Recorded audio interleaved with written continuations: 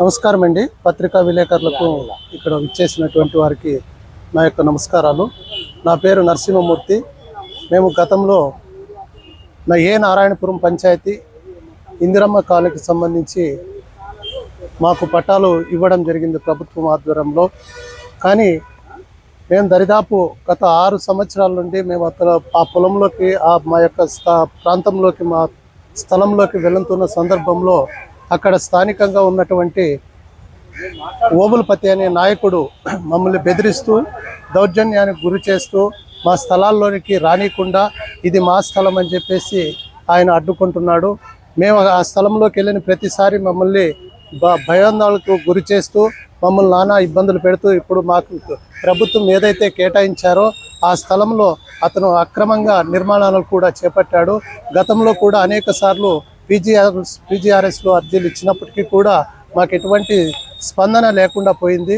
దయచేసి అధికారులు మరి ఇక్కడున్న పత్రికా విలేకరులు మాకు న్యాయం జరిగే విధంగా మీరు సహాయపడగలరని కోరుకుంటున్నాము.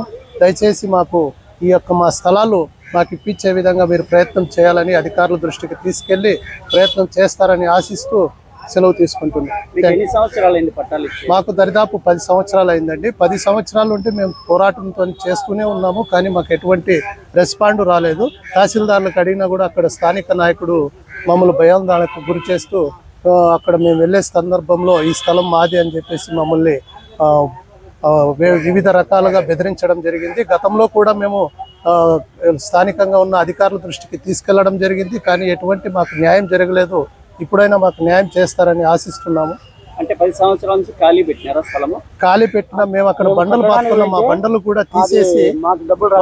కూడా తీసేసి మాకు ప్రభుత్వం నుండి డబ్బులు రావాలా, డబ్బులు ఇచ్చేస్తారని మమ్మల్ని లక్షల్లో డిమాండ్ చేయడం జరిగింది. కానీ గవర్నమెంట్ అన్ని క్లియరెన్స్ అయిపోతేనే పట్టాలు కూడా ఇవ్వడం జరిగింది. కానీ అతను మాకు ప్రభుత్వం నుండి డబ్బులు రావాలని చెప్పేసి మమ్మల్ని బెదిరిస్తున్నాడు. మేము వేసుకున్న బండలు కూడా ధ్వంసం చేసి అతను అక్రమంగా ఇళ్లను నిర్మించుకునేందుకు ప్రయత్నం చేస్తున్నాడు. దయచేసి దీనిపైన చర్యలు తీసుకోవాలని అధికారుల్ని కోరుతున్నాను. వాళ్ళు ఇంతకుముందు పిలిచి మాకు లోను ఇది కట్టుకోకపోతే మేము ఆక్రమించుకుంటామన్నారు. అన్నప్పుడు మేమేం చేసినామంటే ఇందిరమ్మ లోను శాంక్షన్ చేసుకొని పట్టా గవర్నమెంట్ లోను పోయి కట్టడానికి గునాదులు తీపిచ్చింటే గునాదులన్నీ నీళ్ళు ఇడిచి గునిపేసినాడు. మాకు డబ్బులు రావాలా, డబ్బులు వచ్చే వరకు మీరు కట్టొద్దన్నారు. అంతవరకు మాకు పోతానే ఉండే వస్తున్నాము. దగ్గర అంటే మాకు ఇప్పుడు ₹1,00,000 పైన ఖర్చు పెట్టించుంటాడు. మేము వేసినట్ల పీకేసేది రాళ్ళ మా డబ్బులు వచ్చే వరకు మేము మధ్యలోకి రాదని మీరు అంటాడు. ఇంకేమైనా మాట్లాడితే జైలు పోయినాడు. ఇంకో మా చెల్లెలకి కొట్టించినాడు. అట్లా జరిగానికి ఏదైనా న్యాయం చేయండి మీరంతా. ఆయన అట్లా అన్నాడు, మాకు డబ్బులు రాలేదు గవర్నమెంట్ నుంచి, మీరు కట్టద్దండి అన్నాడు. అది కూడా వచ్చింది సార్ మాకు. ఆయన పట్ట అంటది. కానీ ఆ స్థలంలో వెళ్ళినప్పుడు అతన్ని మమ్మల్ని భయాందోళనకు గురి చేస్తూ స్థానికంగా ఉండే నాయకులతో మమ్మల్ని బెదిరించే ప్రయత్నాలు కూడా చేశారు. సో దానికి మేము గతంలో ఇందిరమ్మ ఇళ్లకు సంబంధించి శాంక్షన్ ఆర్డర్ కూడా రావడం జరిగింది. ఆ శాంక్షన్ ఆర్డర్ వచ్చి మేము ఇల్లు కట్టుకునేదానికి మా యొక్క స్థలాన్ని చదును చేసుకోవడానికి వెళ్తే అక్కడున్న ఆ స్థానిక నాయకుడు స్థానికంగా ఉండే వాళ్ళతో మమ్మల్ని భయాందోళనకు గురి చేస్తూ మమ్మల్ని బెదిరింపులకు పాల్పడడం కూడా జరిగింది.